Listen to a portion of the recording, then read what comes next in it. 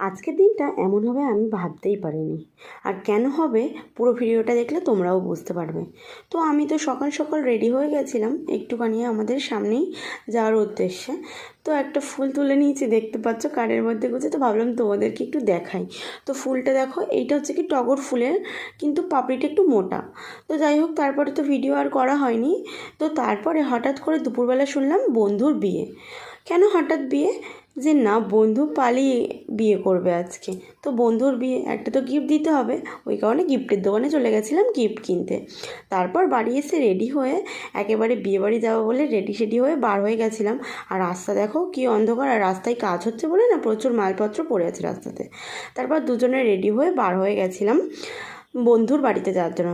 তারপরে দেখো এখানে এসে দেখছি যে বিয়ে মোটামুটি শেষ হয়ে গেছে, কারণ আসতে আমাদের একটু লেট হয়ে গেছে, কারণ ও দোকান থেকে আসতে একটু লেট করেছে ওই কারণে। তো এখানে দেখো আমাদের বউ, বাচ্চা বউ। তো তারপরে পাশে দেখো এটা আমার ননদ। তো তারপরে হচ্ছে কি আমি একটু সেজেগুজে মুখটা দেখাচ্ছিলাম। তো এখানে বড় বউ দুজনে বিয়ের দিন থেকেই ঝগড়া করা স্টার্ট করে দিয়েছে, দেখতেই পাচ্ছ। আর ওরা হচ্ছে কি নীল কালারের ম্যাচিং করে পড়েছিল। তো সবাই চলে যাওয়ার পরেই তারপর আমি ভিডিওটা করেছি। পর যেহেতু অনেক রাত হয়ে গেছিলো, তো আমাদের খেতে বসতে বলছিলো। তো আমরা সবাই একসাথে খেতে বসছিলাম।